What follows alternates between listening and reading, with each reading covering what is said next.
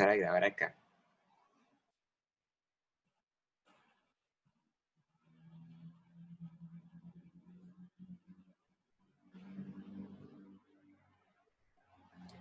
Aquí está el libro, ¿verdad? Este es el capítulo 11.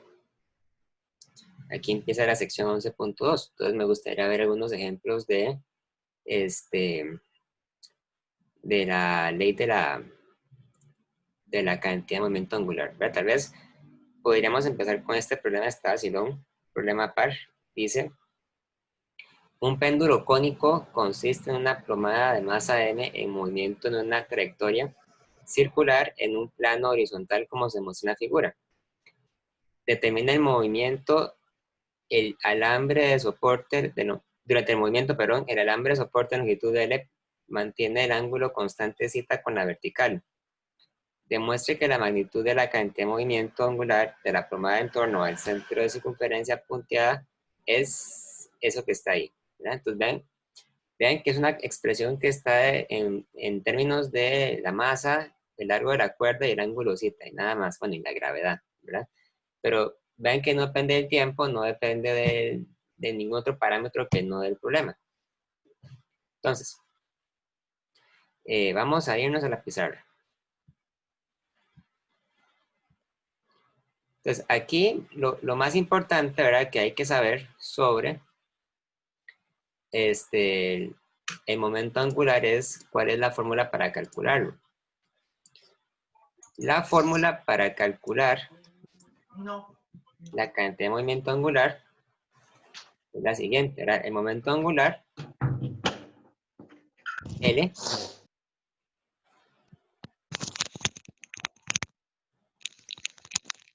chicos, el micrófono encendido, ya, gracias.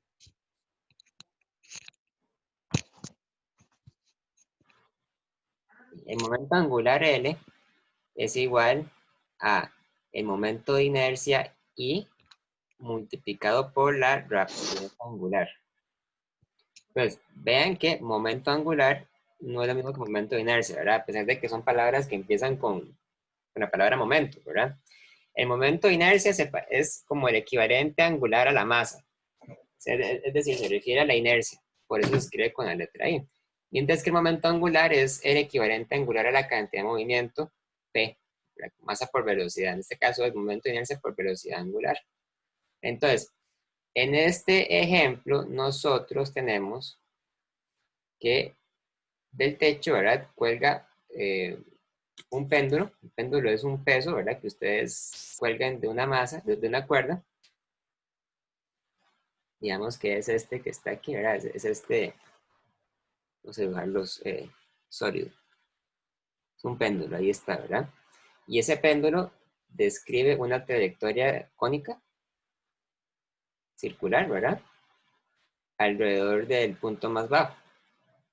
Entonces, eso quiere decir que, vamos a hacerlo un poquito más grande. Eso quiere decir que, ¿verdad?, en algún momento la línea va a estar acá, ¿verdad? Entonces, esta cuerda tiene un largo L. L minúscula. Pero también tiene un ángulo R. Entonces, el ángulo R, el radio R, perdón, el radio R sería como el radio de la base circular, ¿verdad?, del cono. Entonces, esto que está ahí sería el radio. El radio R. El peso, una masa M. Y dibujamos una línea vertical.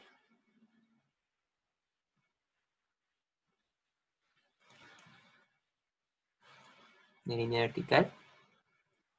Entonces, eso quiere decir que aquí tenemos un ángulo Z. Entonces, hay una relación sencilla entre L, Z y R, ¿verdad? Como ustedes pueden ver, se forma una especie de triángulo rectángulo. Eso quiere decir, ¿verdad?, en otras palabras, que L, bueno, en realidad L por el coseno de Z es igual a R, ¿verdad? Perdón, no es por el coseno, es por el seno. porque es el cateto opuesto, ¿verdad? Entonces ustedes pueden calcular el radio de este círculo como L seno de Z. Entonces, vean que el momento de inercia de esta masa alrededor del círculo se calcula simplemente como el momento de inercia de una partícula puntual, ¿verdad?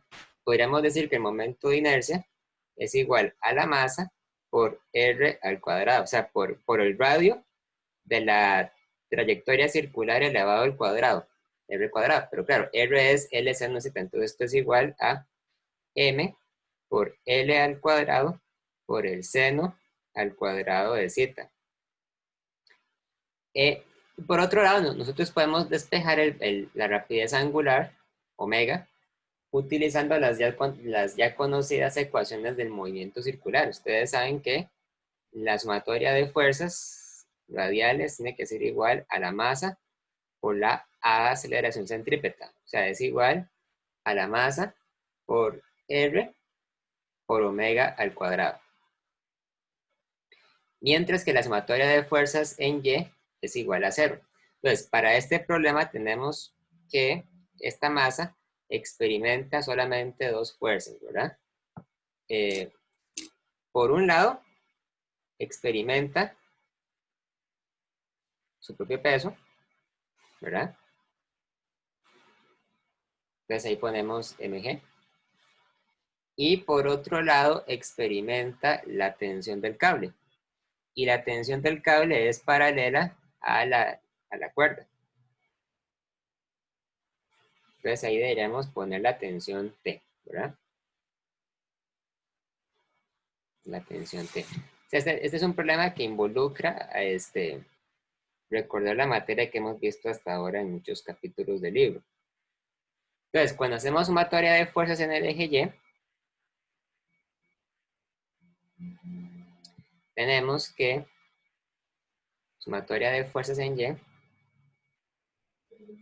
tenemos la componente en Y de la tensión positiva, que sería entonces la tensión por el coseno de Z menos el peso igual a 0. Eso quiere decir que la tensión es igual a mg dividido entre el coseno de Z. Por otro lado, cuando nosotros hacemos sumatoria de fuerzas radiales e igualamos a la masa por R por omega al cuadrado, vean que nos queda una única fuerza en el eje radial que sería la componente radial de la tensión. O sea, sería la tensión por el seno de Z, ¿verdad? Tensión por el seno de Z es igual a M por R por omega al cuadrado. Entonces, eso quiere decir que omega al cuadrado es igual a la tensión por el seno de Z entre M por R, ¿verdad? Pero ya sabemos que la tensión es igual a esto. Es igual a mg entre el coseno de Z por el seno de Z entre M por R. O sea, es igual. Vamos a ver. Venga, aquí se puede cancelar. Cancelamos las masas, ¿verdad? La gravedad no se cancela, R no se cancela. Seno de Z dividido entre el coseno de Z es igual a la tangente de Z. Entonces esto es igual a la gravedad por la tangente de Z dividido entre R. ¿Ok? Gravedad por tangente de Z dividido entre R. Si ustedes se fijan, es una cantidad que tiene unidades de radian, entre segundo al cuadrado. ¿Ok? Entonces, omega es igual, bueno, omega cuadrado es igual a R por tangente, perdón, es igual a gravedad por tangente de Z entre R.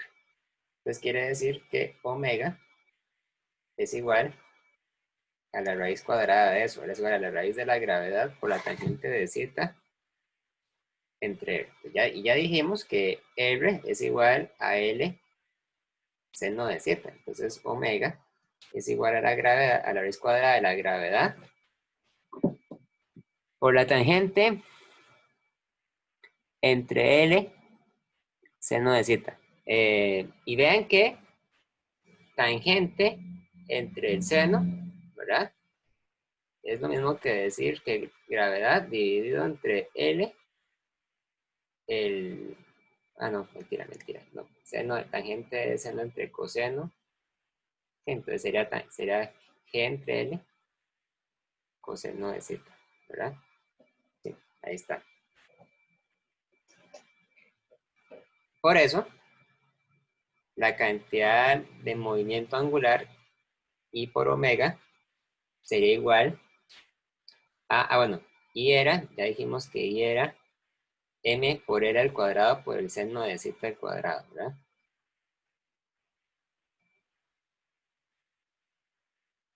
Esto es igual a M por L al cuadrado seno de Z al cuadrado por raíz cuadrada de G entre L coseno de Z. A eso se le pueden hacer varias cosas para simplificar, ¿verdad? Fijémonos que en el libro nos dicen de qué manera quieren que quede, ¿verdad? Ustedes se fijan en el libro. Dice, ok, dice que vean que todo está metido entre una raíz cuadrada, ¿verdad? Y aquí dice n al cuadrado por g por l al cubo, seno de z a la 4 entre coseno de z. O sea, ahí lo que podríamos hacer es meter todo esto dentro de una raíz.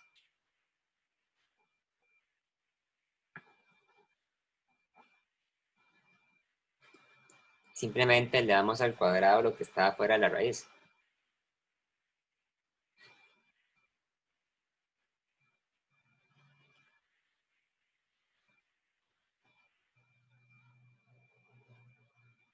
Quedaría así, ¿verdad?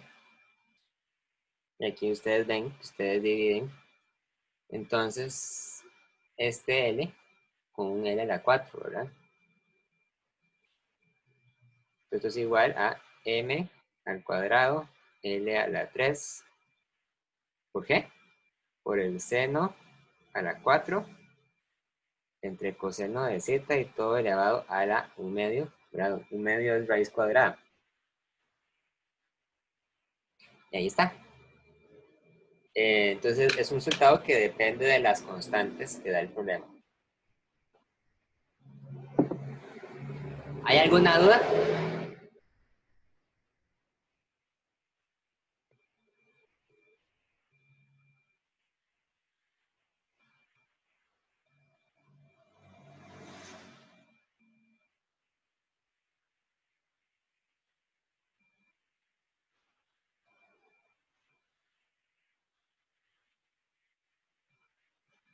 Ninguna duda entonces.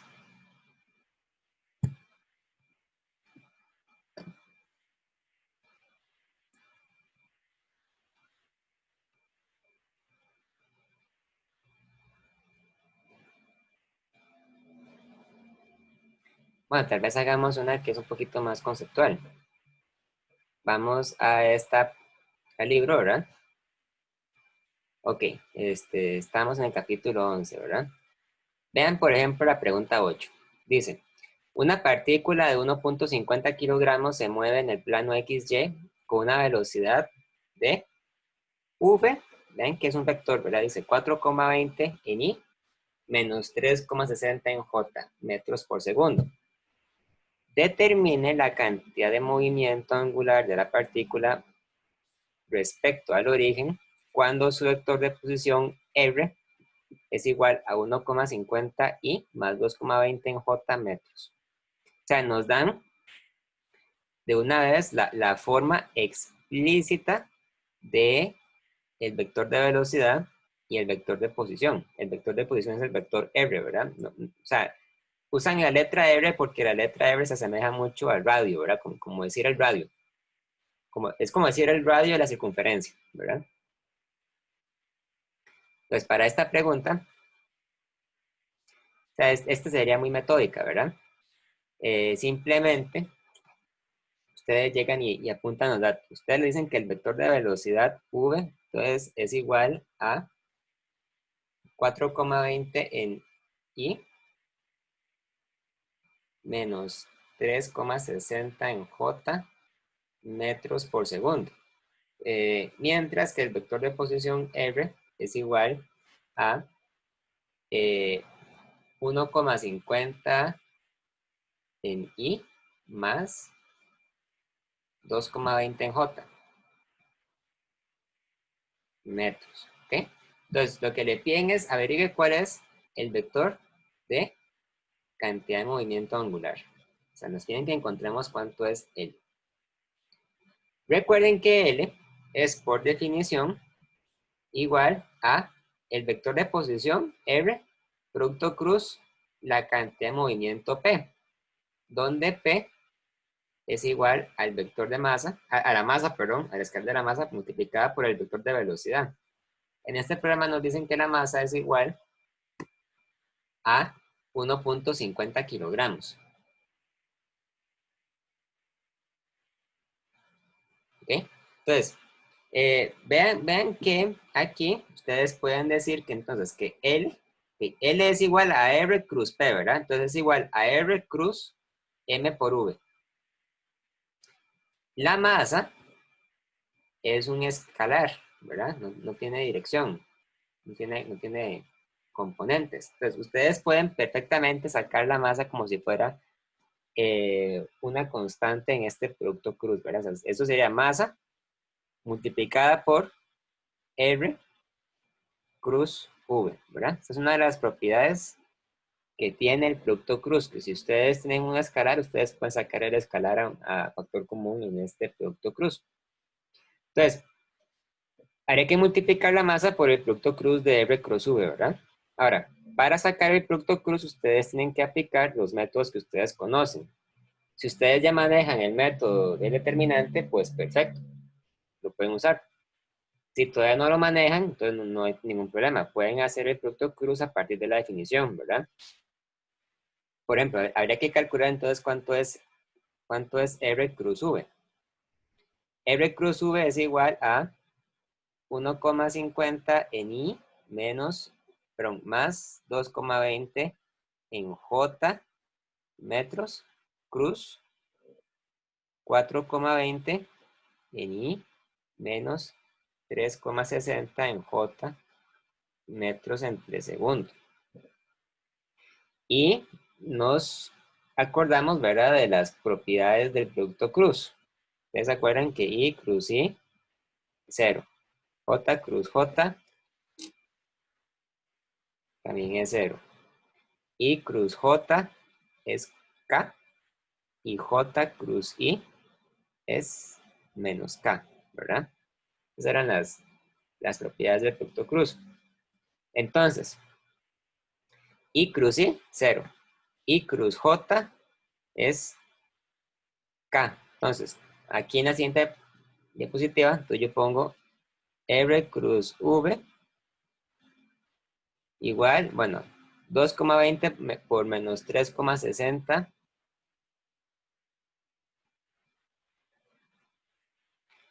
y cruz J, ¿verdad? Luego, J cruz I, 2,20 por 4,20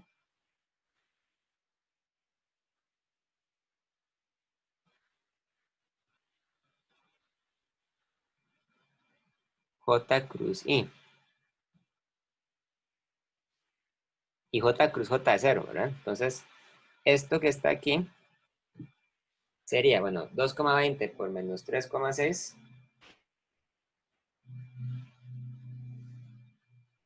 es menos 7,92 metros al cuadrado entre segundo y cruz J, ¿verdad? Luego 2,20 por 4,2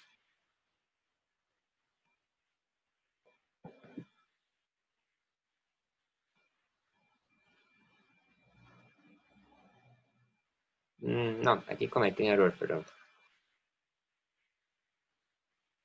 Sí, aquí no era 2,20, aquí era 1,5, porque era la componente en I de esto.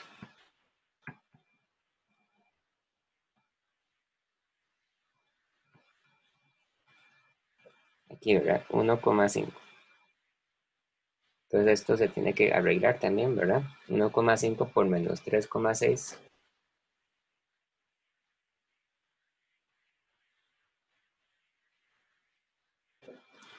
es menos 5,4. Luego, 2,20 por 4,20, ahora sí, es 9,24 metros al cuadrado entre segundo. J cruz I. Entonces esto es menos 5,4 metros al cuadrado entre segundo por K más 9,24 metros al cuadrado entre segundo. J cruz I es menos K. De manera que eso se convierte en una resta, ¿verdad? Entonces esto sería menos 5,4 menos 9,24. Es menos 14,64 metros al cuadrado entre segundo en K. ¿Ok? Y de ese modo, entonces, L es igual a la masa multiplicada por R cruz V. Esto es igual a 1,5 kilogramos por menos 14,64 metros al cuadrado entre segundo en K.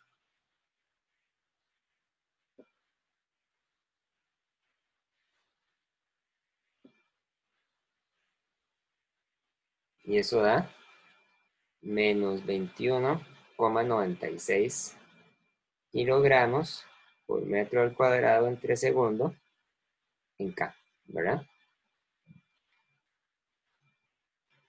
Y ahí entonces tendríamos las unidades para medir la cantidad de movimiento angular. Vean que la cantidad de movimiento angular se mide en unidades de kilogramo por metro al cuadrado entre segundo. Esto también, ¿verdad? Incidentemente, esto también es igual a Newton por metro. Perdón, Newton, no es Newton por metro, es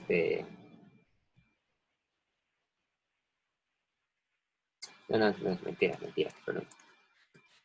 Tenemos así, kilogramos por metro al cuadrado entre segundo. Perfecto. ¿Preguntas, dudas?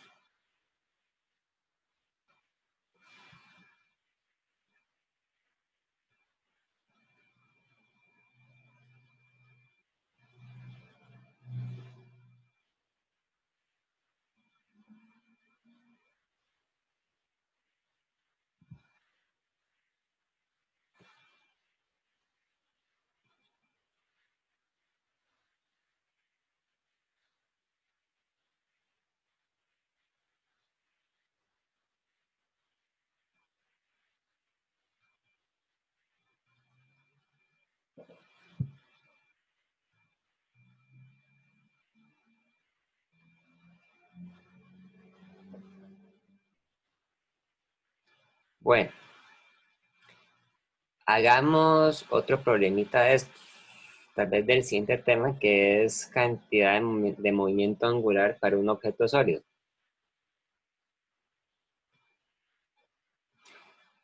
Vean este es el problema 20. Dice, modele la Tierra como una esfera uniforme. A. Calcule la cantidad de movimiento angular de la Tierra debida a su movimiento de giro en torno a su eje, o sea, el movimiento rotacional de la Tierra. B. Calcule la cantidad de movimiento angular de la Tierra debido a su movimiento alrededor del Sol, o sea, debido al movimiento traslacional del Sol. C. Explique por qué la respuesta al inciso B es mayor que la obtenida en el inciso A. No obstante, que la Tierra lleva más tiempo ir alrededor del Sol que rotar sobre su propio eje. ¿Okay? Para contestar esta pregunta, hace falta buscar algunos datos, ¿verdad? Importantes sobre la Tierra. Vamos a ver.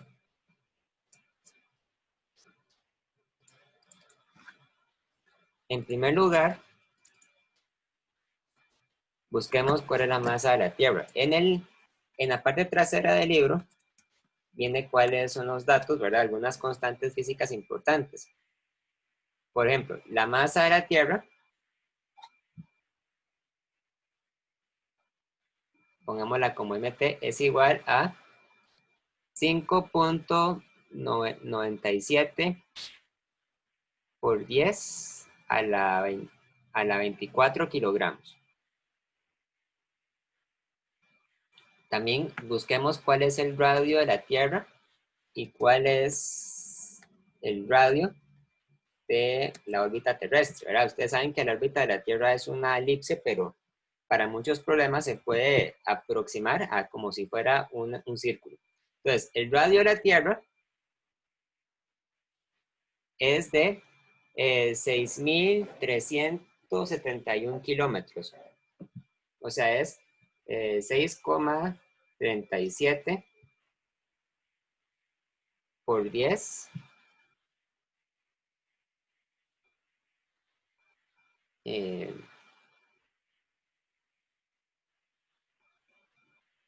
por 10 a la 6, ¿verdad? Por 10 a la 6 metros. ¿Okay? Luego, el radio orbital de la Tierra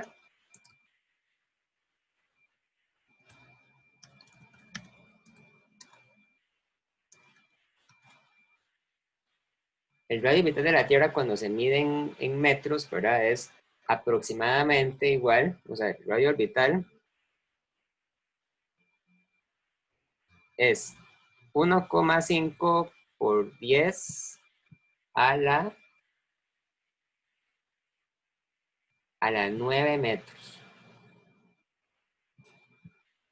No, mentira, perdón. Por 10 a la 11 metros. Ahora sí, 1,5 por 10 a la 11 metros. Pues vean que el radio orbital es bastante veces más grande que el radio de la Tierra, ¿verdad? Obviamente, porque el orbital de la Tierra es mucho más grande que el tamaño que tiene el planeta Tierra.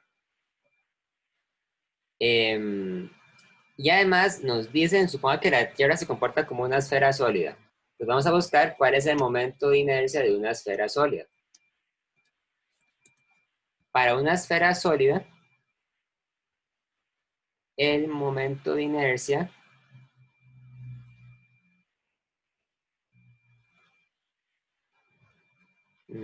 está en el capítulo anterior. Voy a buscarlo, ya les digo. Para una esfera sólida,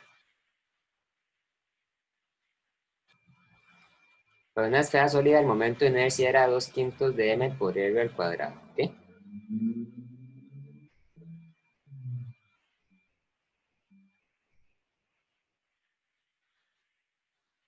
Recuerden que esto podría ser diferente dependiendo de que es una esfera sólida, es una esfera rellena o una esfera hueca. Entonces, para el primer caso, vamos a calcular entonces cuál es el momento de inercia. Bueno, el momento angular rotacional de la Tierra. Entonces, para calcular este momento angular, vamos a imaginarnos que la Tierra, ¿verdad? Bueno, es una esfera y que además es una esfera que rota sobre ella misma, ¿verdad? Ese es el movimiento rotacional de la Tierra. O sea, es cuando la esfera rota sobre sí misma. Entonces, para este caso decimos que la cantidad de movimiento angular rotacional es el momento de inercia rotacional multiplicado por la rapidez angular de la Tierra. ¿Okay? Ojo al detalle. Nosotros no deberíamos tener en principio ninguna duda acerca de cuál es la rapidez angular de la Tierra rotacional, ¿verdad? Porque recuerden que la rapidez angular es igual a 2pi entre el periodo. O sea, entre el periodo que tarda la Tierra en dar una vuelta sobre sí misma. Eso es justamente un día, ¿verdad? La Tierra dura un día en dar una vuelta sobre sí misma. Entonces, eso quiere decir que esto es igual a 2pi radianes dividido entre un día. Pero obviamente esto hay que convertirlo en unidades de segundo. Entonces, esto sería igual a 2pi radianes entre un día por, bueno, un día son 24 horas y 24 horas, para cada hora son 3.600 segundos. Entonces, esto sería igual a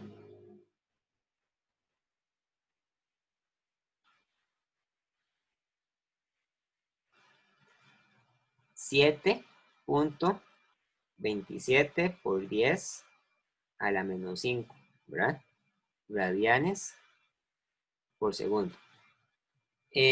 Mientras que el momento de inercia rotacional es igual a 2/5 de la masa de la Tierra por el radio de la Tierra al cuadrado. Entonces, quiere decir que la cantidad de movimiento rotacional de la Tierra es 2/5 de la masa de la Tierra por el radio de la Tierra al cuadrado por omega. O sea, es igual a 2/5 por y la masa, que era 5.97 por 10 a la 6 kilogramos.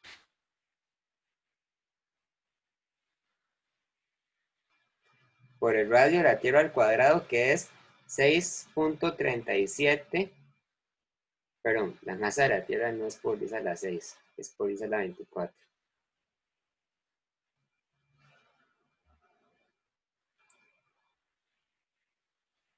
El radio de la Tierra es el que es 10 a la 6. Es 6.37 por 10 a la 6 metros, ¿verdad? Al cuadrado. Y por omega, que es 7.27 por 10 a la menos 5 radianes entre segundo. ¿Cuánto da entonces? 2/5 por 5.97 por 10 a la 24 por 7.27 por 10 a la menos 5. Ya voy.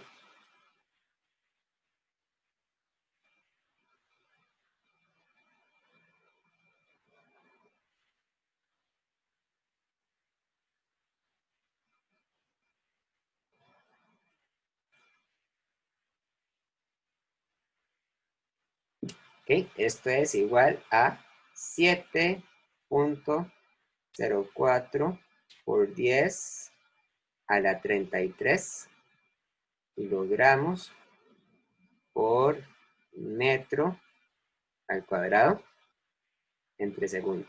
¿Ok? Ahí está. Esa sería la cantidad de movimiento rotacional de la Tierra. Vean entonces que es un número bastante grande, ¿verdad? Sin embargo, todavía hace falta compararlo con la cantidad de movimiento angular traslacional de la Tierra, ¿verdad? Entonces, para considerar el caso del movimiento traslacional alrededor del Sol, ¿verdad?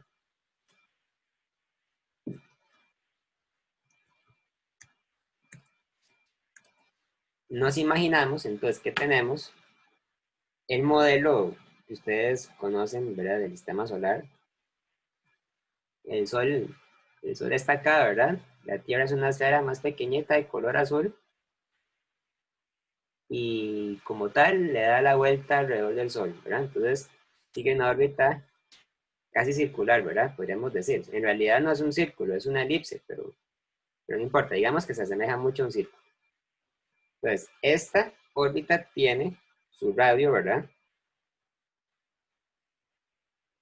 Su radio orbital.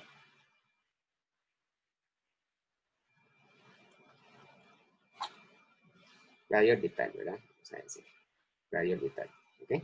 R-orb, radio orbital.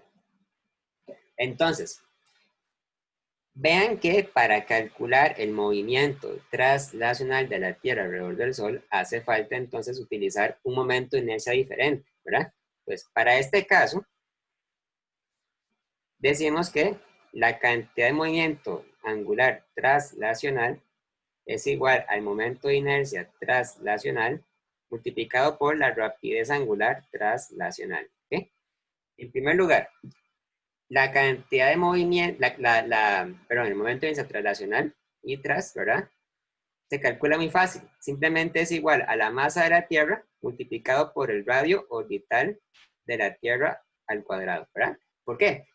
Bueno, ustedes saben que la Tierra no es una partícula puntual, obviamente, ¿verdad? Pero la Tierra es pequeña cuando la comparamos con el tamaño de su órbita. Es muy, muy pequeña, ¿verdad? Comparado con la órbita, podemos perfectamente decir que el planeta Tierra se comporta como una partícula puntual. Entonces, la cantidad de movimiento, la cantidad de momento de inercia, ¿verdad? Sería simplemente la masa de la Tierra multiplicada por el radio orbital al cuadrado. ¿Verdad? Recuerden que el radio orbital era enorme, ¿verdad? Era 1.5 por 10 a la 11 metros. O sea, ¿verdad? Aproximadamente unas 10 a las 5 veces más grande que el radio de la Tierra. O sea, es 100.000 veces más grande que el radio de la Tierra. Bastante veces más grande. En cambio, cuando estábamos considerando el movimiento rotacional, ¿verdad? Ahí sí había que considerar el momento de inercia de la esfera, de la Tierra, como el de una esfera sólida. Ahí no hay que, ¿verdad? Porque aquí ya no es una partícula puntual. Pero para el movimiento translacional sí lo es.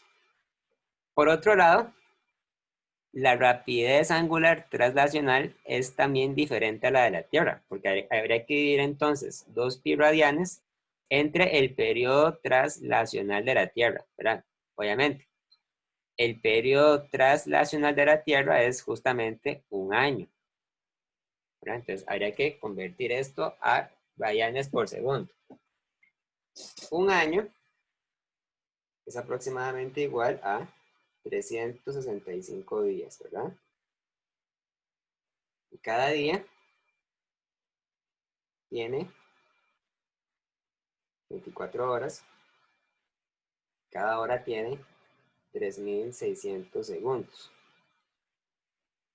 Entonces, la rapidez translacional, la rapidez angular translacional es igual a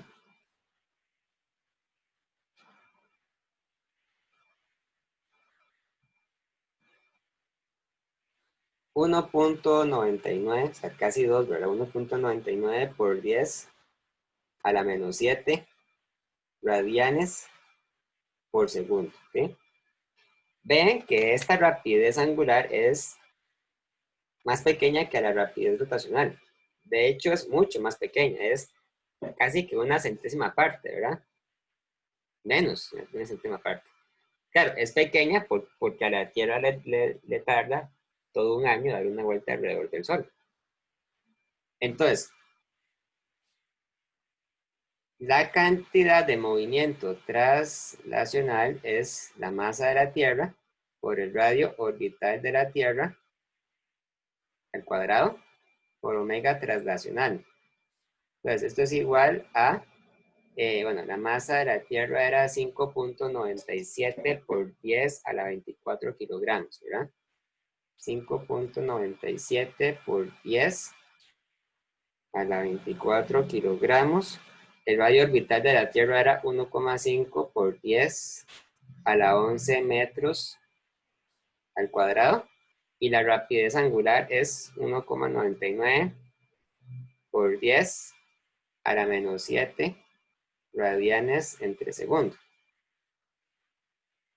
Entonces, la cantidad de movimiento translacional es ¿cuánto?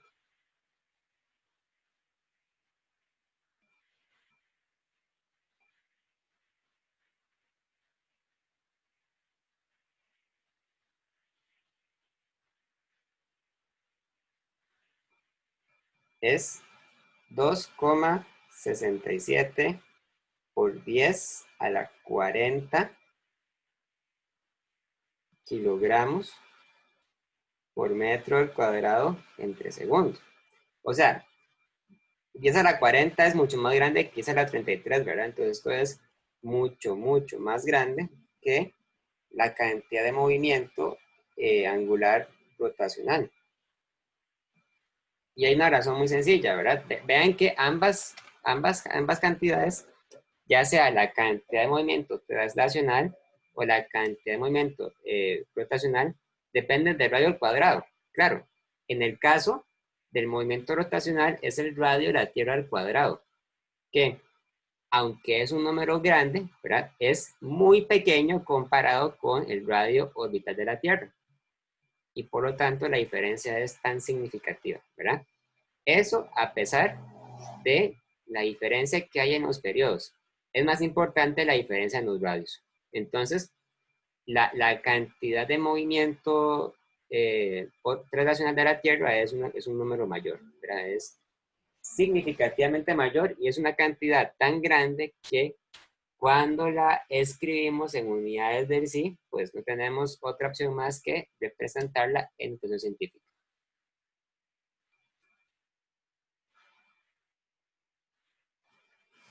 ¿Preguntas?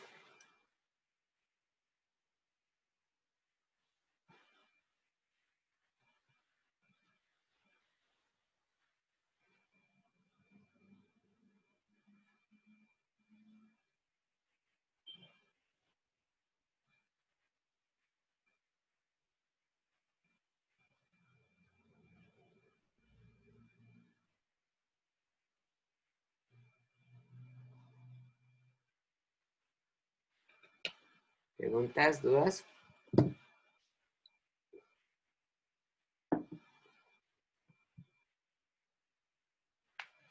Bueno, sigamos entonces con el siguiente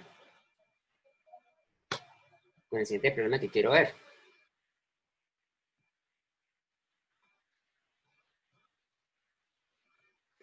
Veamos el 27.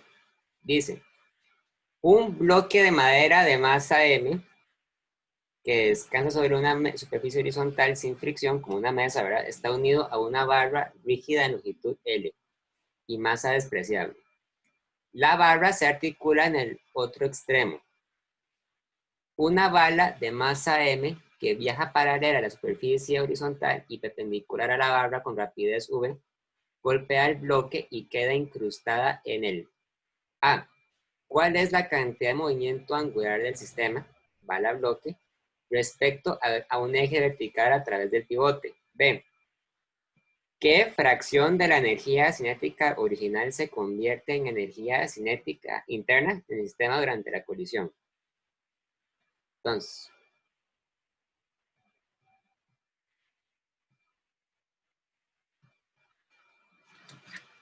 sería buena idea ver el problema desde arriba, tal vez. ¿Verdad? Aquí está la mesa, ¿verdad? Luego, aquí está el bloque cuadrado, ¿verdad? El bloque cuadrado está unido a una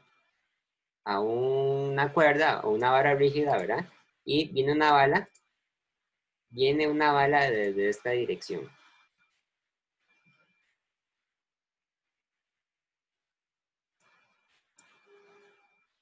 Entonces, cuando la bala golpea el bloque, ahora la bala viene hacia acá, ¿verdad? Viene para arriba. Entonces, cuando la barra golpea el bloque, la barra queda incrustada, o sea, según el bloque, ¿verdad? Y ambos cuerpos empiezan a moverse juntos en forma circular.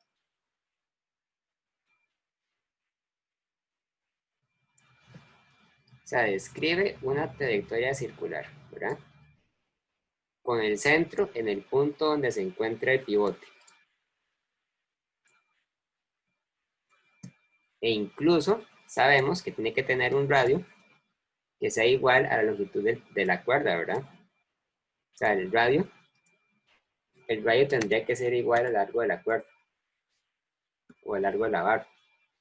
Y la barra tiene un largo L. El bloque tiene una masa M mayúscula, me imagino porque es más grande. La bala tiene una masa M minúscula y se movía con una rapidez inicial V minúscula. La bala golpea el bloque. El bloque al principio estaba en reposo, ¿verdad? Entonces, eso quiere decir que antes de la colisión, el único objeto que contribuía a la cantidad de movimiento angular era la bala, ¿verdad? Entonces, eso quiere decir que de hecho la cantidad de movimiento angular tiene que ser igual a la masa de la bala multiplicada por la velocidad inicial de la bala V por el largo L. Y ya, eso sería todo. Vean que esta tiene que seguir siendo, ¿verdad? La cantidad de movimiento angular incluso después del choque, porque cuando estamos viendo el movimiento angular, sucede algo parecido a lo que sucedía con el movimiento lineal, ¿verdad? Que la cantidad de movimiento se conserva durante una colisión. Entonces sería m por v por L. Simplemente, ¿verdad? Ahí está. Claro, después de la colisión, ¿verdad?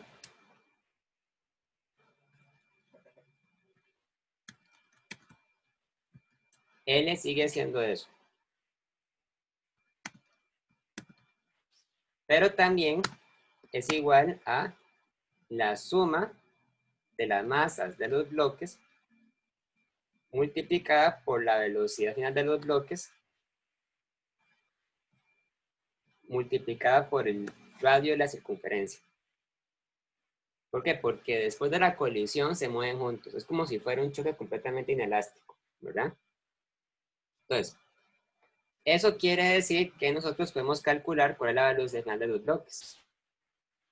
La velocidad final de los bloques, VF, tiene que ser igual entonces a la masa de la bala por la velocidad inicial de la bala dividido entre la masa de la bala más la masa del bloque. ¿Okay? Entonces, nosotros podemos calcular cuál es la diferencia en las energías cinéticas. Vean que la energía cinética final sería entonces un medio por la suma de las masas por la velocidad final al cuadrado. Mientras que la energía cinética inicial sería igual a un medio por la masa de la bala por la velocidad inicial de la bala al cuadrado. La pregunta nos dice qué fracción de la energía cinética rotacional se convierte en energía interna. Entonces, hay que calcular esto. O sea, es calcular K inicial menos K final dividido entre K inicial. ¿Ok?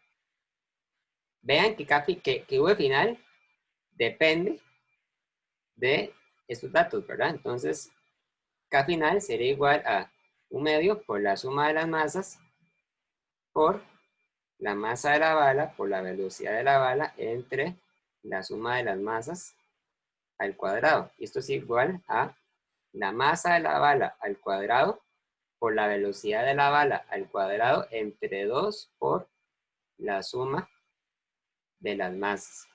Entonces, este porcentaje tendría que ser igual a un medio por la masa por v al cuadrado menos un medio por la masa al cuadrado por v al cuadrado entre la suma de las masas dividido entre un medio por la masa de la bala por la velocidad de la bala al cuadrado. Y simplificamos. Vean que se cancelan los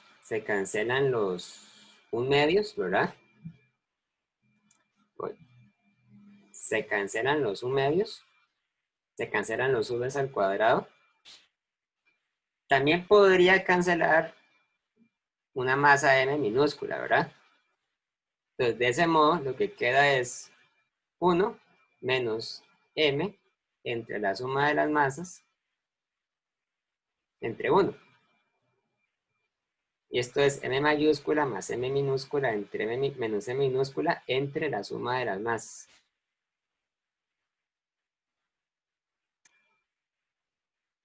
El porcentaje sería entonces m mayúscula entre m mayúscula más m minúscula, ¿verdad? Dependiendo de qué tan grande sea m mayúscula, sabemos que este número es mucho mayor que 0, es mucho mayor que 0 y es menor que 1. Entonces significa que una fracción significativa de la energía se pierde, ¿verdad? O lo diríamos de esta manera, una fracción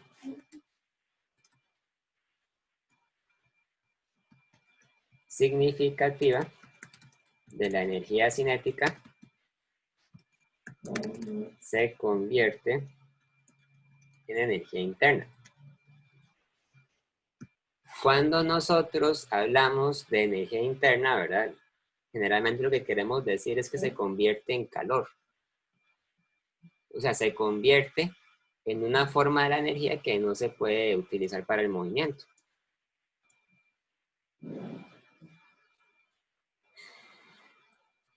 ¿Ok?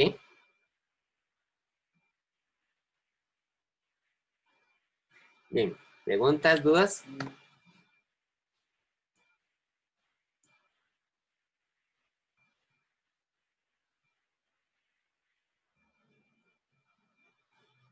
¿Dudas?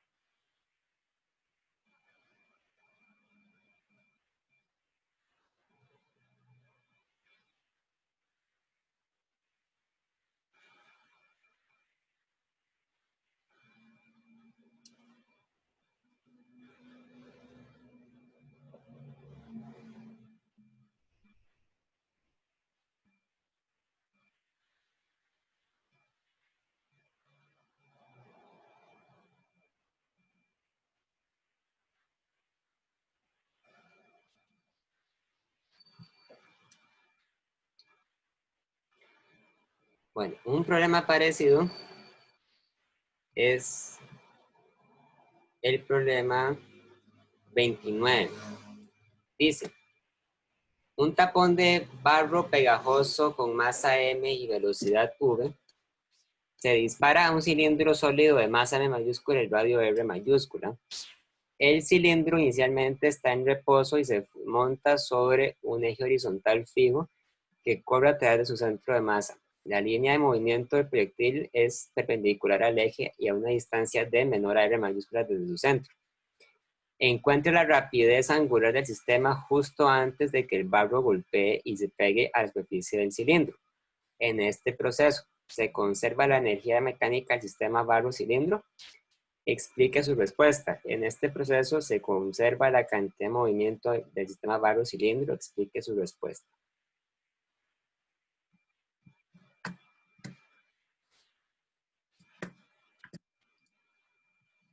O sea, ustedes tienen, ¿verdad? En este caso, una superficie que podría ser el suelo, ¿verdad? Horizontal. Aquí está el cilindro. Cuando ustedes dibujan el cilindro en perspectiva, ¿verdad? Es un cilindro sólido. Entonces es como si fuera un círculo sólido, ¿verdad? Por eso lo voy a dibujar relleno. Entonces, hay una línea que corresponde al centro del cilindro, ¿verdad? Esta línea horizontal. Y venía un pedacillo de barro viajando, ¿verdad? Claro, lo que pasa es que el cilindro tiene su radio R, ¿verdad? Un radio R. Pero el barro venía viajando a una distancia D por encima del eje. Esta distancia D es menor que R, ¿verdad? Entonces, quiere decir que el barro eventualmente va a golpear el cilindro en un punto sobre él, ¿verdad? O sea, lo golpea ahí. Golpea, ¿ok? Entonces, ¿cuál es la cantidad de movimiento angular antes de que golpee el sistema, antes de golpear? Bueno, antes de la colisión, L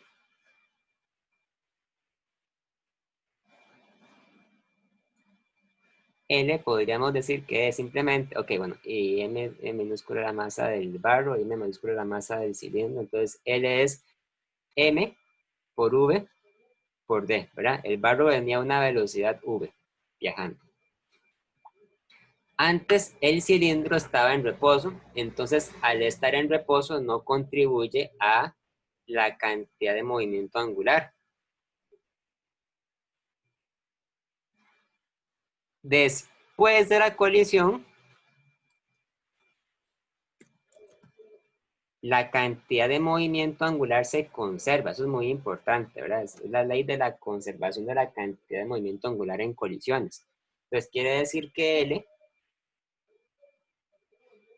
L sigue siendo M por V por D, pero ahora es también igual a a toda la energía,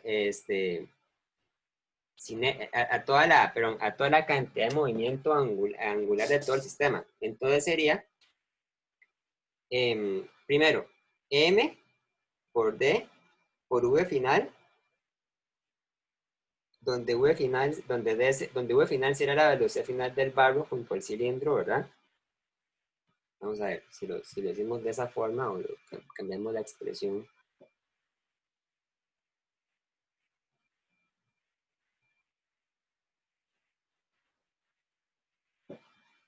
Dejémoslo más bien en términos de la rapidez angular. Entonces sería m por d al cuadrado por la rapidez angular final, ¿verdad? Más el momento de inercia del cilindro por omega final, ¿verdad? Ahora, ¿cuál es el momento de inercia del cilindro? Bueno, sería el momento de inercia de un cilindro sólido, entonces I es igual a 1/2 por la masa del cilindro por el radio del cilindro al cuadrado, ¿verdad? Entonces esto sería igual a m del barro por d al cuadrado, omega final, más 1/2 de la masa del cilindro por el radio del cilindro por omega final. Entonces, esta relación me permite a mí despejar omega final. Yo sé que m por v por d es igual a m por d al cuadrado más 1/2 de m por r al cuadrado por omega final. Entonces, omega final es igual a m por v por d entre m por d al cuadrado más 1/2 de la masa del cilindro por m por r al cuadrado. Entonces, ¿cuánto sería lo que se pierde, digamos, durante este problema de energía cinética? Ok. Antes de la colisión, vamos a ver, antes de la colisión, la energía cinética inicial era simplemente 1/2 por la masa del barro por la velocidad del barro al cuadrado.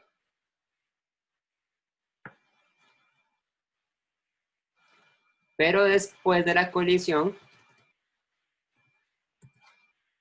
K final, ¿verdad? Es igual a, aquí hay que ponerlo de esta manera, 1/2 por la masa del barro por D por omega final al cuadrado, ¿verdad? Porque esto sería como por decirlo así, la velocidad final del barro, ¿verdad? Que será la distancia por la rapidez angular. Más la parte del cilindro que es 1/2 por I por omega final al cuadrado. Entonces, esto es 1/2 por la masa por D al cuadrado por omega final al cuadrado más, ok, y era 1/2 por M por R al cuadrado, entonces esto sería más 1/4 por M por R al cuadrado por omega final al cuadrado. Cada final entonces sería, sacando factor como omega final, sería 1/2 por M por D al cuadrado más 1/4 por M por R al cuadrado omega final. Omega final era esto, ¿verdad? Entonces esto sería igual a 1/2 por M por D al cuadrado más 1/4 por M por R al cuadrado por M por V por D entre M por D al cuadrado más 1/2 por M por R al cuadrado y todo esto elevado al cuadrado. Eso se podría simplificar, ¿verdad? Pero bueno, el punto es que ya queda claro, ¿verdad? Entonces, a partir de esto, que K inicial es mayor que K final. De hecho, este es otra vez un choque completamente inelástico y que por lo tanto no se conserva la cantidad de energía cinética, ¿verdad? Se pierde. Muy bien. ¿Dudas, preguntas?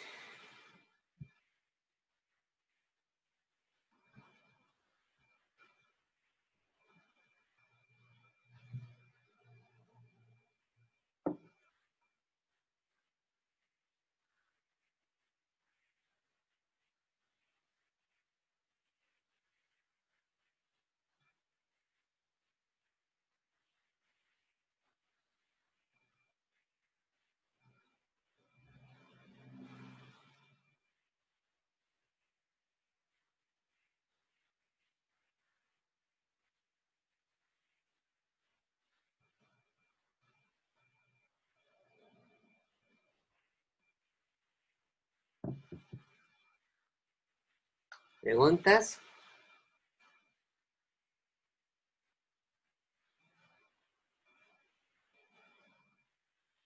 Bueno, ya hicimos bastantes ejemplos por hoy, de hecho, ¿verdad? Entonces, eh, si no tienen ninguna otra pregunta, ¿verdad? Que yo creo que ya cubrimos bastante temas por hoy, a menos de los que entran para el siguiente quiz, entonces creo que podemos dejarlo hasta acá. Ah, bueno, ya me sugirieron algo. Dice, profe, podríamos hacer un ejercicio de un examen viejo para practicar como la vez pasada. Vamos a ver.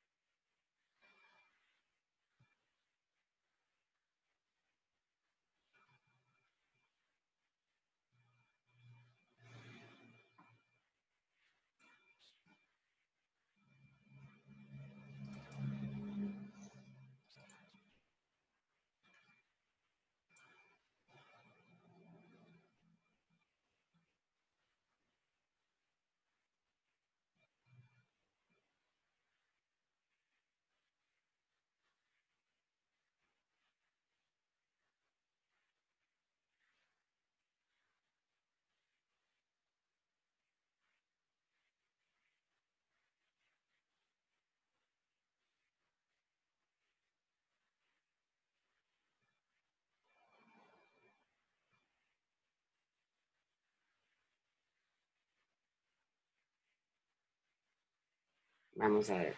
¿Cuál hacemos?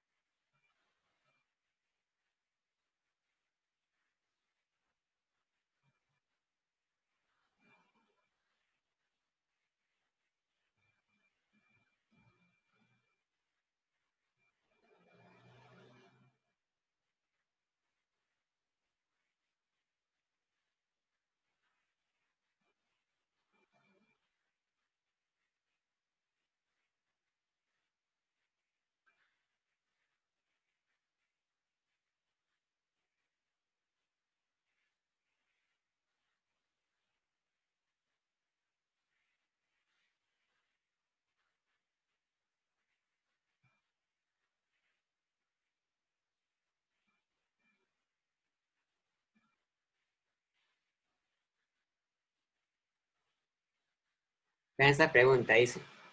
Dos esferas de igual masa M, ¿verdad? Y radio R son indistinguibles vistas desde el exterior. Pero una es sólida y la otra es hueca. Se aplica un momento de torsión constante T, tau, ¿verdad? El momento de torsión es un torque a cada una de ellas para hacerlas rotar en torno al eje Z que pasa por sus centros de masa.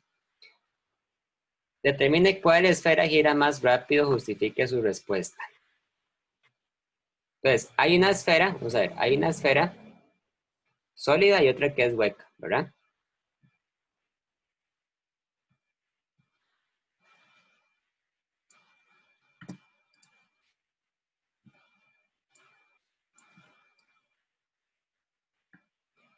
Y que por todo lo demás son iguales.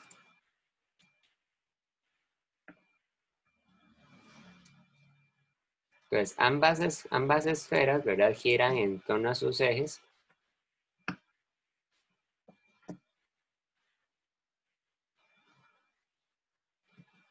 ambas esferas tienen una masa m, las dos, M mayúscula, y las dos tienen un radio r.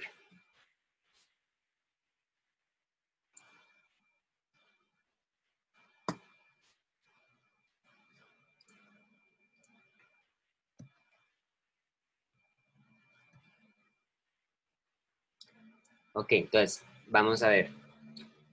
Nosotros sabemos, por la materia del capítulo anterior, ¿verdad? Que las esferas huecas y las esferas sólidas tienen momentos de inercia distintos.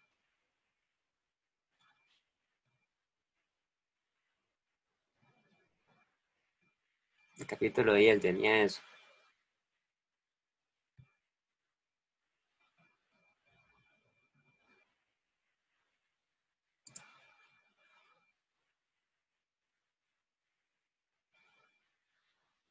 Vamos a buscar dónde venía ese dato.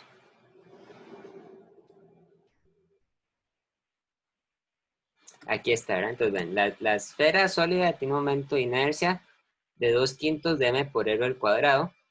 La esfera hueca o el cascarón delgado tiene un momento de inercia que es de 2/3 de m por r al cuadrado.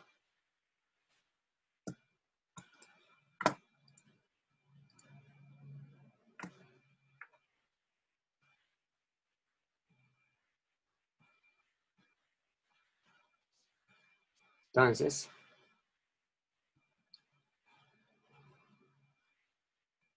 el I para la esfera sólida es de 2/5 de m por r al cuadrado, mientras que el I para la esfera hueca es de 2/3.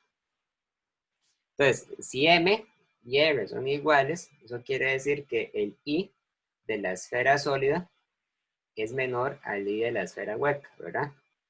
¿Por qué es menor? Bueno, es menor porque 2/5 es menor que 2/3, ¿verdad?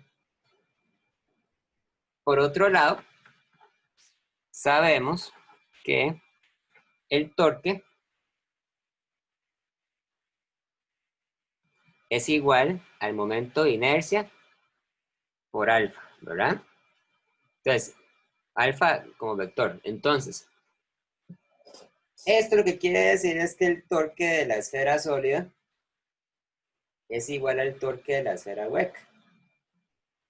O sea, quiere decir que el I de la esfera sólida por el alfa de la esfera sólida es igual al I de la esfera hueca por el alfa de la esfera hueca. ¿Cómo se relacionan entre sí las aceleraciones angulares? ¿Verdad? Alfa sería las aceleraciones angulares. No la rapidez, pero ustedes saben que a mayor aceleración angular se supone que más rápido se debería mover, ¿verdad? Entonces, el I de la esfera sólida era 2/5 de m por r al cuadrado por el alfa de la esfera sólida. Es igual al I de la esfera hueca, que es 2/3 por m por r al cuadrado por el alfa de la esfera hueca. Entonces, al hacer el análisis, ¿verdad? Podríamos, por ejemplo, despejar el alfa de la esfera sólida. El alfa de la esfera sólida quedaría que es igual a 5/3 del alfa de la esfera hueca. O sea, es mayor a el alfa de la esfera hueca.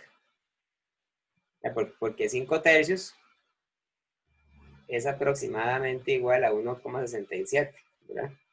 Entonces es más grande que el alfa de la esfera hueca. Entonces, ¿qué quiere decir? Algo muy sencillo. Quiere decir que la esfera sólida debería rotar más rápido que la esfera hueca.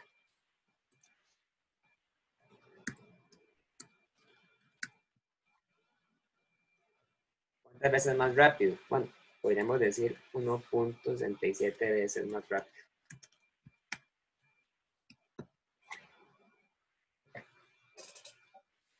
Porque aunque tengan la misma masa y el mismo radio, tienen una distribución de masa distinta, ¿verdad? Porque una es sólida y la otra es hueca.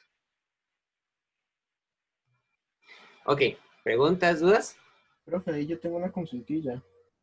Es que en la parte del libro que empiezan a explicar para ejes paralelos, dice el libro que, digamos, si uno colapsa los dos objetos, se comportan igual. Entonces dice que la distribución de las masas no importa tanto en el momento de inercia. No sé Pero, cómo pero, interpretar pero, esa pero, parte. ¿podría, por favor, repetirme la pregunta? Por favor. Es que, digamos, en el libro, en la parte de ejes paralelos, dice que el momento de inercia no depende de cómo se distribuye la masa a lo largo del eje Z. No, no depende. Entonces, aquí, ¿cómo se vería eso? Digamos, por lo que tiene igual masa, pero está distribuida diferente. ¿O cómo lo vería? Para que el momento de inercia sea diferente. Vean, cuando el libro dice el eje Z, se refiere al eje de rotación de los objetos. Entonces, en este problema, ciertamente, las masas están distribuidas de manera diferente en el eje Z, pero también en el eje X y en el eje Y. O sea, ustedes podrían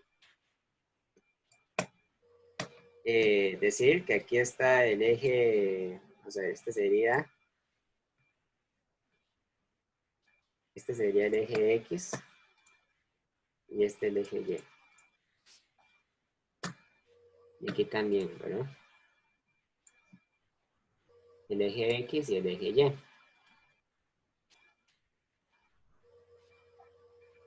Entonces, ¿qué es lo que sucede acá?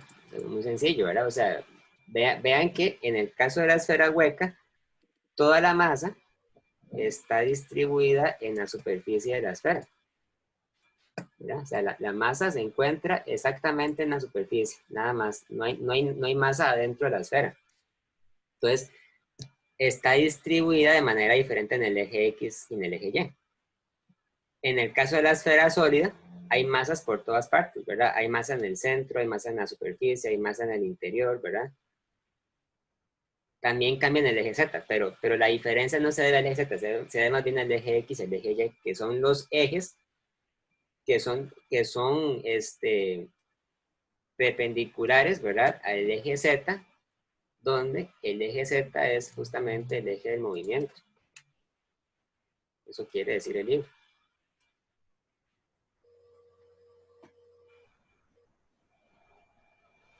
Sí. Sí, profe, sí le entendí. Es que sí no sabía cómo interpretar esa parte. Ah, bueno, bueno, ok. Bueno, a ver, ¿otra duda?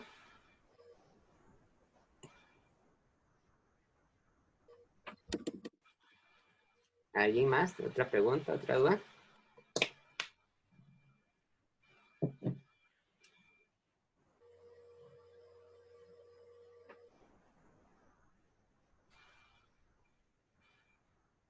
¿No?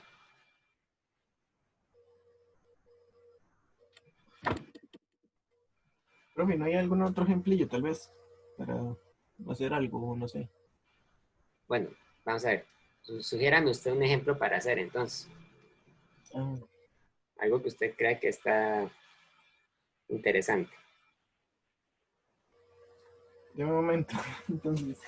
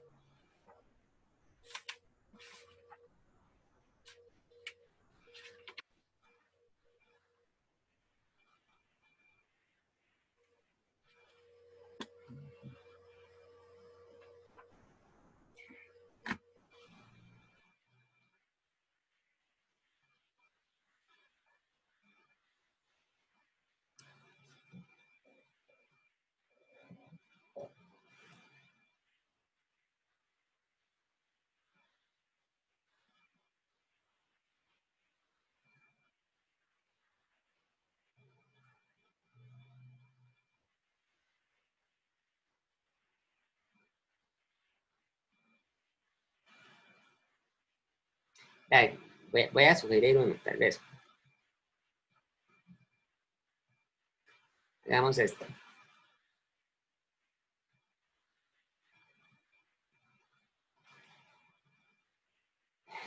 Este problema. Voy.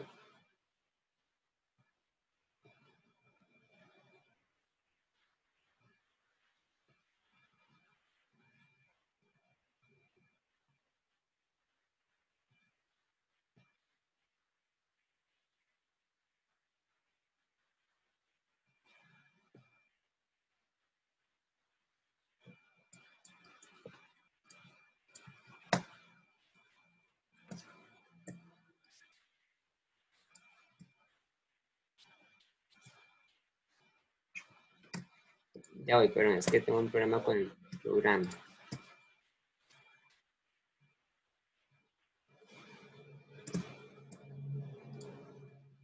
Ya, ahora sí.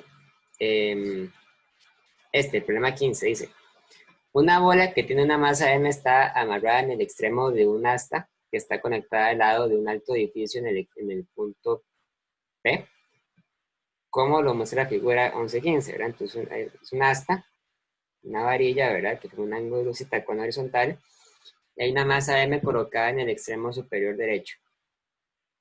La bola se afloja y comienza a caer con aceleración menos g en j, ¿verdad? O sea, cae para abajo. Determina la cantidad de movimiento angular de la bola en torno al punto P como función del tiempo. B. ¿Por qué razón física cambia la cantidad de movimiento angular? C.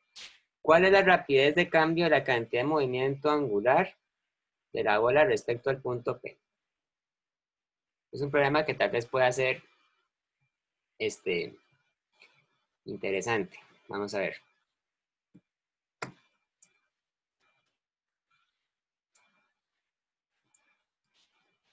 Ahí está la pared, digamos.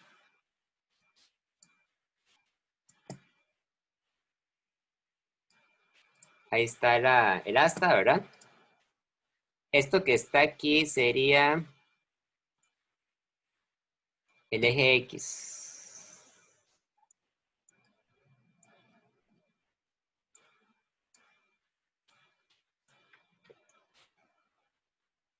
Y esto que está aquí sería el ángulo Z que forma con el eje X. Entonces, la bola, ¿verdad? En algún momento se va a encontrar tal vez por aquí, ¿verdad? Está bajando. Entonces, debido al hecho de que está bajando, tiene una aceleración de G hacia abajo, ¿verdad?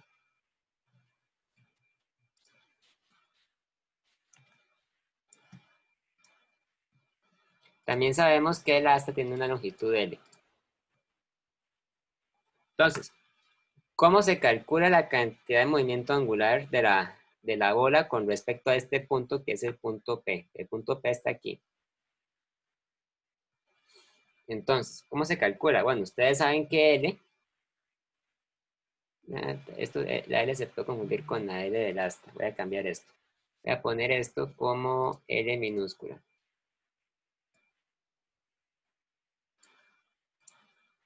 L minúscula. Ok, entonces, L es R cruz P, ¿verdad? Entonces, la pregunta sería, ¿cuál es el vector R y cuál es el vector P? ¿Verdad? Entonces, ustedes saben que la bola está bajando, ¿verdad? Si medimos el punto de referencia a partir del eje X que está aquí, pues podríamos decir que el Y inicial de la bola sería L por el seno de Z, ¿verdad? Porque sería la altura inicial L seno de Z. Y la velocidad inicial en Y sería 0, cae el reposo.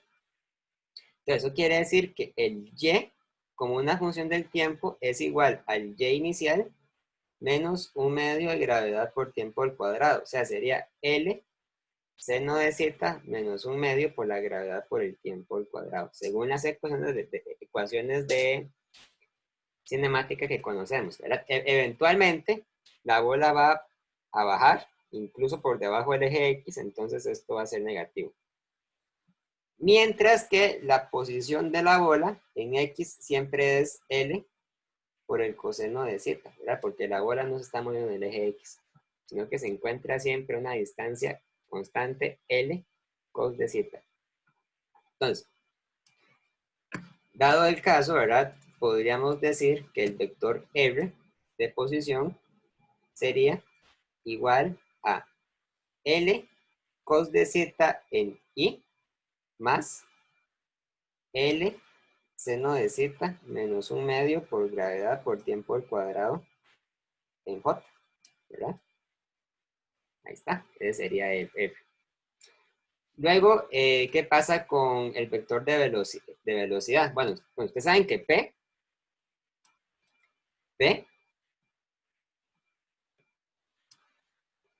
es igual a la masa por la velocidad, ¿verdad?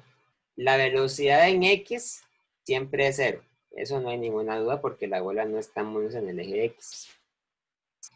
La velocidad en Y con respecto al tiempo es igual a la velocidad inicial en Y menos gravedad por el tiempo.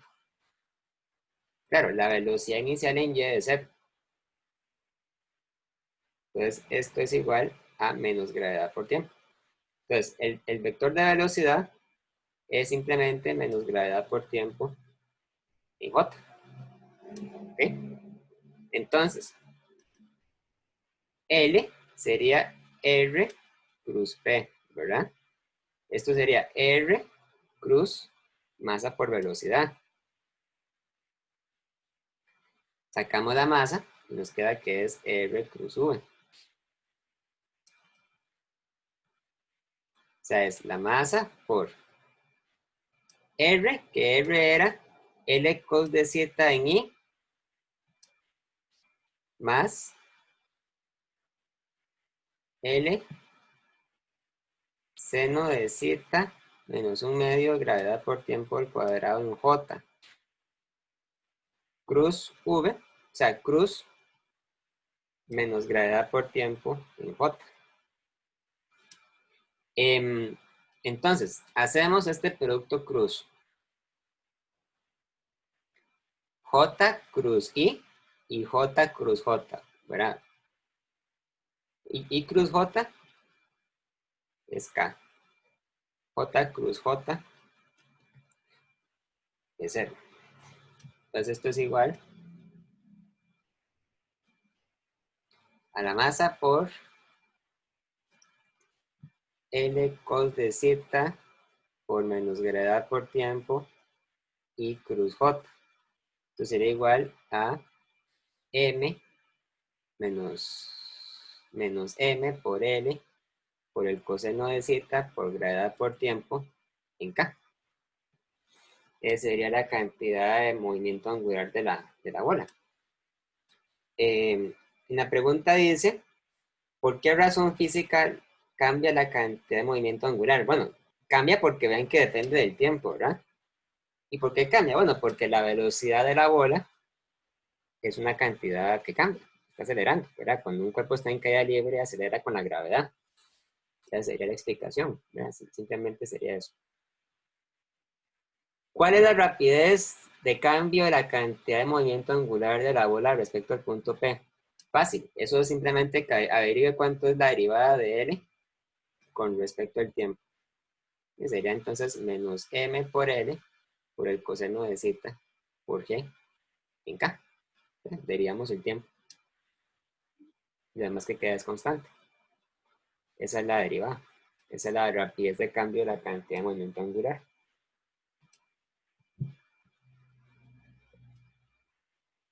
Ok, ¿alguna duda con este?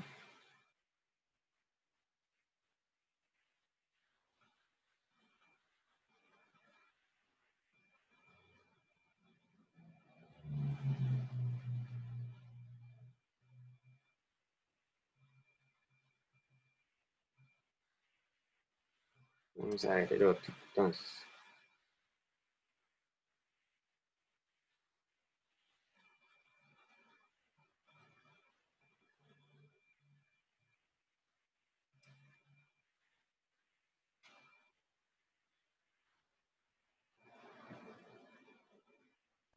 Profe, ¿el que está viendo es el mío o el que manda el sí, grupo?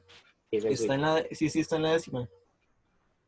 Una décima, ¿cuál es? Sí, sí está, no sé, están los de desafío, pero no tengo el Ah, libro en digital ahorita, entonces no sé qué página es, pero sí está. Creo que se hace con torque porque no hay fricción, entonces no puede ser rodadura, pero no sé cómo hacerlo.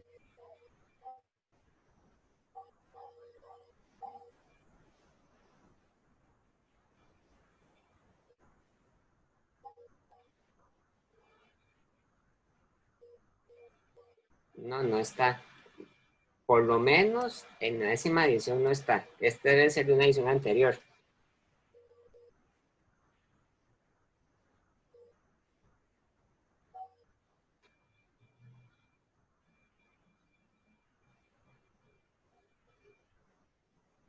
Vean, dice, un carrete de hilo consiste en un cilindro masa R1 con tapas laterales de radio R2, como se muestra en la siguiente, como se muestra en la vista lateral que se ilustra en la figura 10.91. La masa del carrete, incluido el hilo, es M y su movimiento de inercia en torno a un eje a través de su centro es I. El carrete se coloca sobre una superficie horizontal rugosa de modo que rueda sin deslizarse cuando una fuerza T, una tensión que actúa hacia la derecha, se aplica. eh, una, una- sin fricción. El carrete se coloca sobre una superficie horizontal rugosa de modo que rueda sin deslizarse cuando una fuerza T que actúa hacia la derecha se aplica al extremo libre del hilo. Demuestre que la magnitud de la fuerza de fricción que ejerce la superficie sobre el carrete está dada por eso que está en la siguiente imagen que usted mandó. Ok,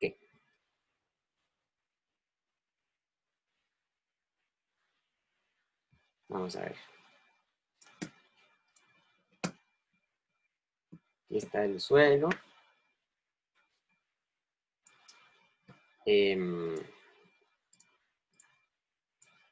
Aquí está el carrete visto de lateral. Ustedes saben que un carrete tiene unas tapas, ¿verdad? Pero adentro tiene como un tubo más pequeño, ¿verdad? Eso es lo que ellos insisten en diferenciar, que hay un R1 y hay un R2.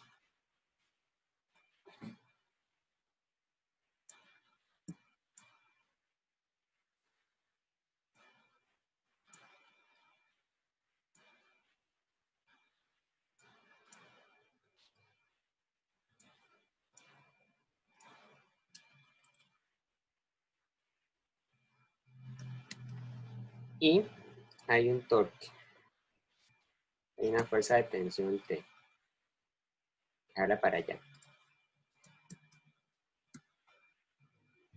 Vean, también tiene que haber una fuerza de fricción. Lo que pasa es que tenemos que ver un momento hacia dónde es que se ejerce esa fuerza de fricción, ¿verdad? Este, vamos a ver.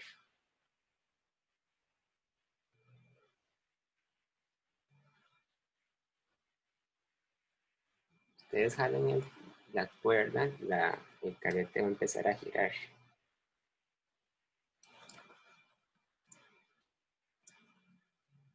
Entonces, es de suponer que la fuerza de fricción jala hacia esta dirección. Y vean que jala en la parte de abajo, porque es el punto donde hay contacto. Entonces, eh, ¿cuál sería la sumatoria de torques alrededor de este problema? Profe, ¿podría repetir por qué la fricción va para allá? Es que me parece que va para el otro lado, ¿no? Para la derecha. Es que si es con fricción y uno le aplica un torque, no giraría para el otro lado, iría en contra.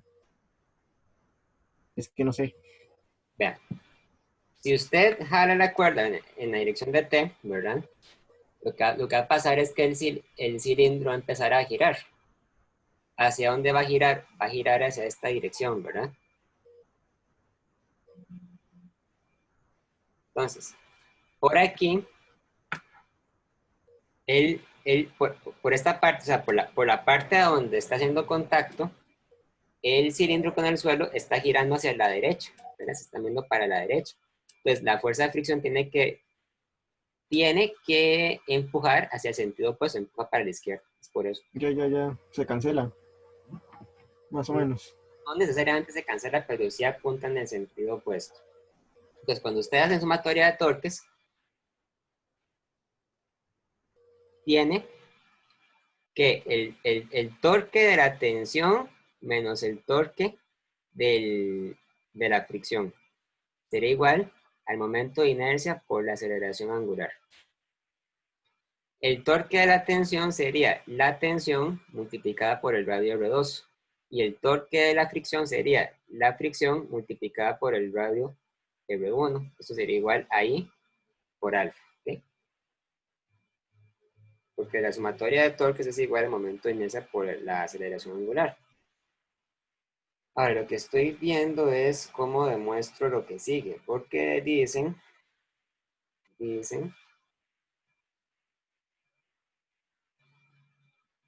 la magnitud, la fuerza de fricción que ejerce la superficie está dada por eso.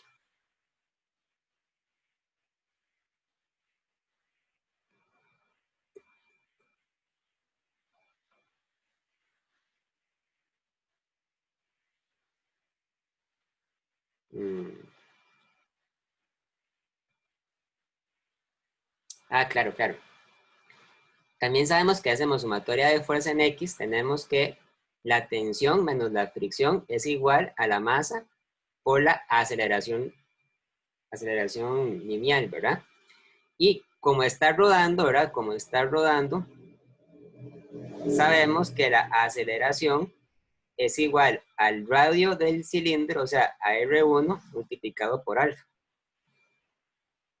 Entonces, esto quiere decir que la tensión menos la fricción es igual a la masa por R1 por alfa, ¿verdad? Y también sabemos que la tensión por R2 menos la fricción por R1 es igual a I por alfa. Entonces, tenemos un sistema de ecuaciones. Lo que podemos hacer es despejar alfa.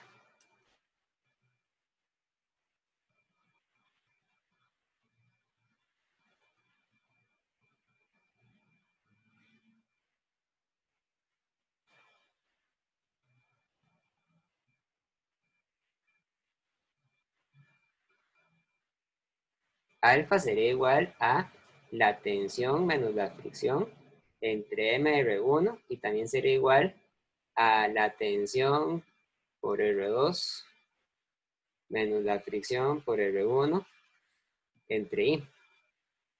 Y ahora despejamos la fricción, ¿verdad? Lo que hay que hacer ahora es despejar F.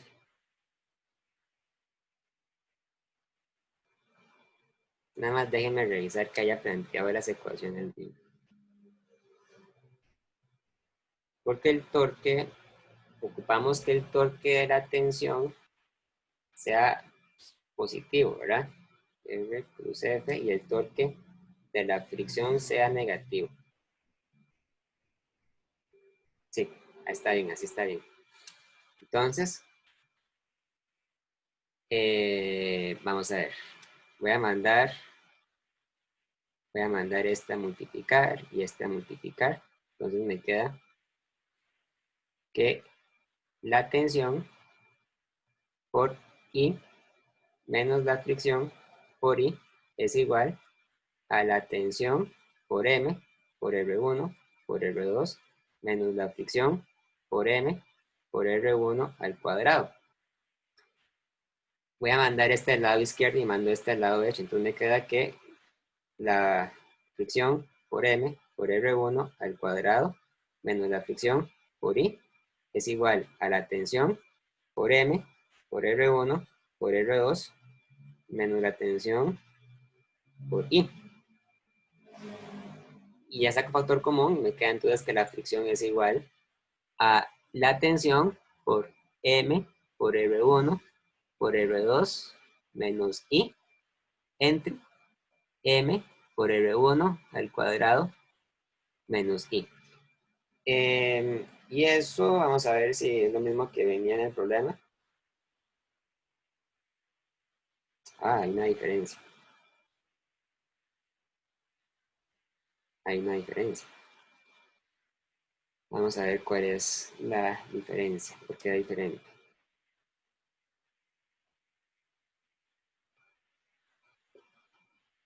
Y lo planteé bien.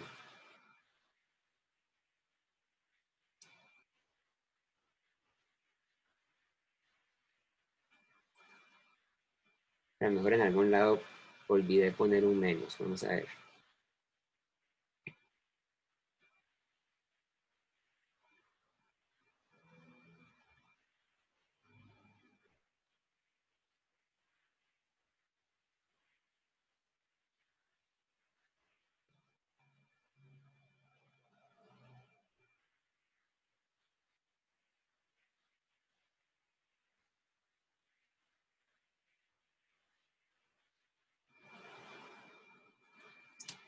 Ah, ¿será que aquí hay que poner un menos? De manera que aquí entonces va un menos por la condición de rodadura, ¿verdad? Aquí los signos son muy importantes. Entonces, aquí va un menos.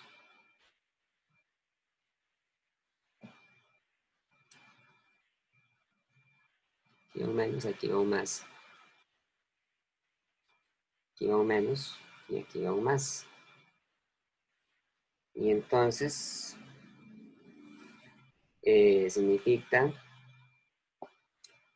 que aquí va un más y aquí va un más.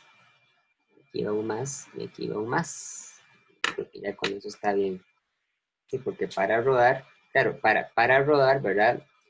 Eh, la condición es que la velocidad de hecho es igual a negativo de R por omega y que por lo tanto la aceleración es igual a menos el radio por alfa. Ahora sí.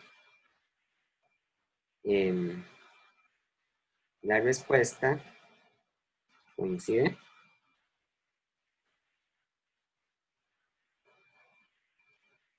Coincide, la única diferencia es que aquí dice que esto es un R2 al cuadrado y yo puse que es un R1 al cuadrado. ¿Por qué me está dando diferente? ¿Dónde viene este error? Esto sería R1, este R1, este R1 de acá. F por R1. Ah, claro, ¿y ahí por qué? ¿Y ahí por qué? Sí, claro, es que yo llamé R1 y R2 diferente. Ah, sí, pero si yo lo hubiera hecho igual que en el libro, hubiera dado la misma respuesta. Sí, es por eso. Sí, en el libro esto es R2 y esto es R1, pero digamos, el procedimiento está bien, es el mismo. Entonces, en resumen, ¿qué es lo que hay que hacer? Hay que hacer sumatoria de torques, hay que hacer sumatoria de fuerzas y hay que imponer la condición de rodadura. Aquí está. Y resolver para encontrar la fricción. Eso sería todo. Y profe, Eh, ¿por qué es que iba negativo? Es que no le entendí esa parte. vea, voy a explicarle por qué. Usted tiene aquí el suelo, aquí está el cilindro. Entonces, cuando usted jala la tensión, ¿verdad? La tensión es una cuerda que cuando usted jala para allá, ¿verdad? Entonces, eso implica, eso implica que el cilindro empieza a girar hacia esta dirección, ¿verdad? Gira hacia esta dirección. Entonces, cuando gira hacia esta dirección, aparece de repente la fuerza de fricción que jala para la izquierda. Jala para allá, ¿verdad? Aquí está la fuerza de fricción. Y aquí está la tensión. Entonces, estamos asumiendo que el cilindro se está moviendo para la derecha. O sea, que acelera hacia esta dirección. Eso quiere decir que la aceleración es positiva. Es mayor que cero, ¿verdad? Sin embargo, hay que tener cuidado con... Ah, no, espere. se mueve para la derecha o se mueve para la izquierda. Es que eso es lo que cuesta un poco de entender en este tipo de problemas.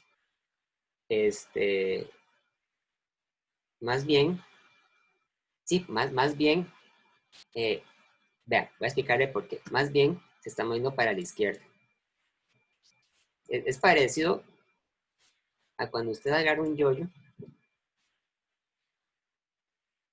Cuando usted agarra un yoyo y usted jala la cuerda para la derecha, más bien el yoyo se mueve para la izquierda. ¿Sí? Porque vea que empieza a rodar para esta dirección. Entonces, hay un problema porque el objeto, vamos a ver, el objeto realmente está acelerando hacia atrás, pero tiene una velocidad angular positiva. O sea, porque si usted lo ve, cuando abre la mano derecha se mueve para adelante. Esa es la razón. O sea, es porque se está moviendo para atrás, pero está girando hacia esta dirección que matemáticamente, digamos, una dirección que es opuesta a la dirección de las agujas del reloj es una velocidad angular positiva. O sea, en este caso, la aceleración angular alfa sería positiva. Pero se mueve para atrás. Por eso es un problema de desafío, ¿verdad? Porque se mueve, porque hay que verlo con cuidado. Alfa es positivo, pero la aceleración es negativa. Profe, un toquecito podría explicar cómo usa la regla de la mano derecha para aceleración. Ahí. Con Vean, velocidad sí estoy bien, pero sí, la aceleración también. vean. Usted agarra la mano derecha. Ya voy. Usted agarra su mano derecha, ¿verdad?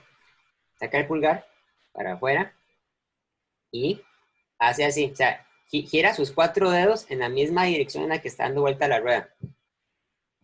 Y entonces se fija hacia qué lado apunta el pulgar. Cuando yo lo hago, el pulgar apunta hacia mí, apunta hacia afuera de la página. Eso quiere decir que es positivo.